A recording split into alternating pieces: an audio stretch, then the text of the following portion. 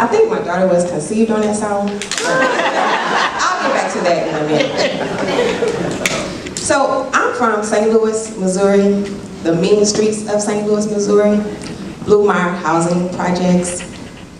I was a skinny little girl wearing glasses too big for my face. Being raised by my grandmother, my dad, and my aunts and uncles.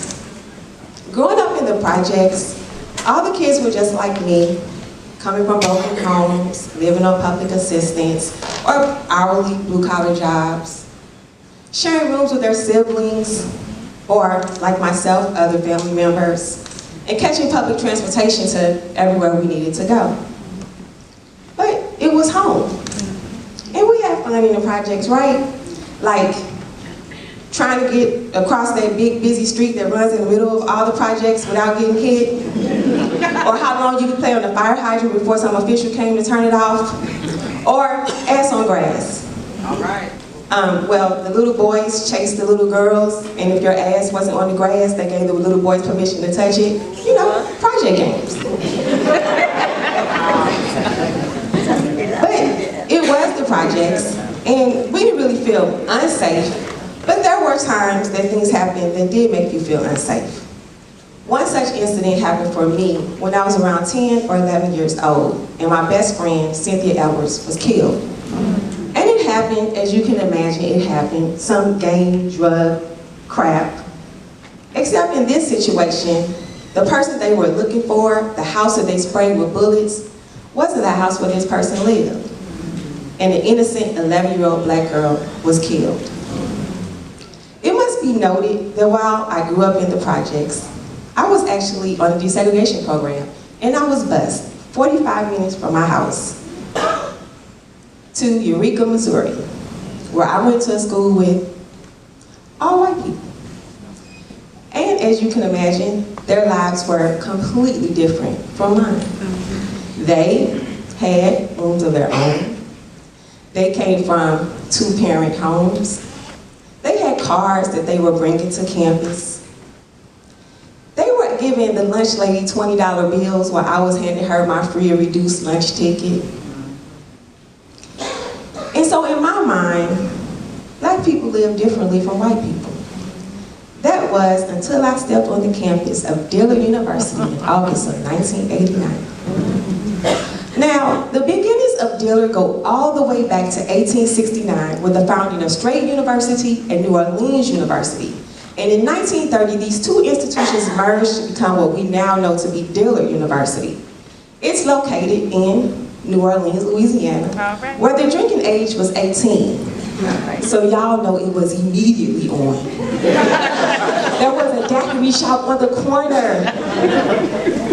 Dillard sits on a plantation-style-like campus with these white buildings sprinkled on it, and in the middle of it, what we affectionately call the Avenue of the Oaks, where many of first kisses were had, yard shows performed, and lifelong friendships formed.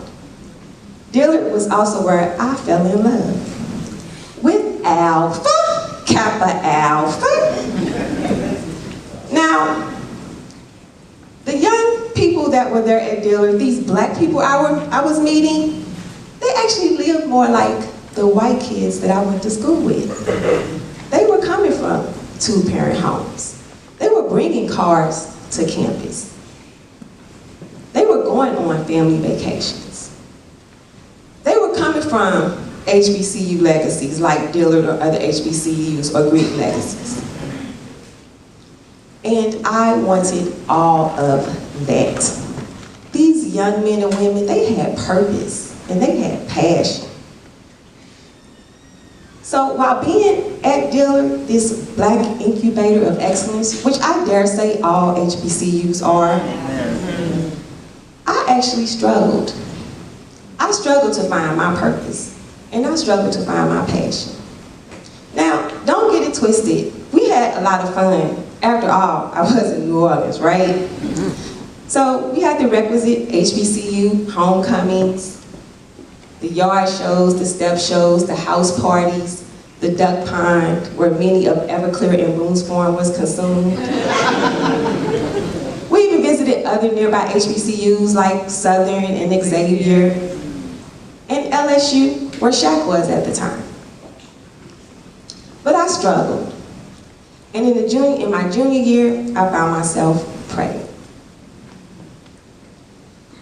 Now, finding myself pregnant at that time obviously was scary. And I had to call my daddy to come and get me, to take me back home. And so in April of 1992, my daddy came to get me to take me home. I had about a year and a half left. Well, who am I kidding? I was at HBCU. I probably had like 2 years left. But y'all get the point. I ain't had that much time left. But I left Dillard like a thief in the night. You know, like how the Kuts left Baltimore going to Indy. My friends woke to my absence.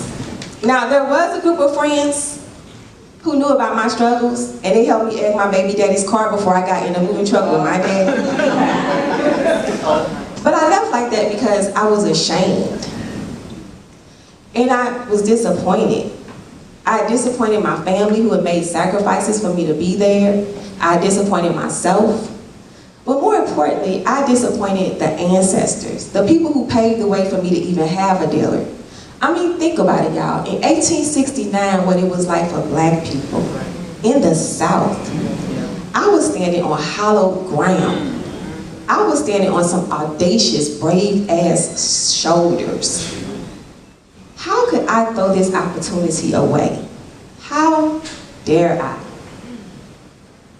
So I went back home, and I had my daughter. But Dillard had given me a blueprint, a North Star, something to aim for. So I finished college. I changed my degree from mass communications journalism to criminology and criminal justice. I graduated.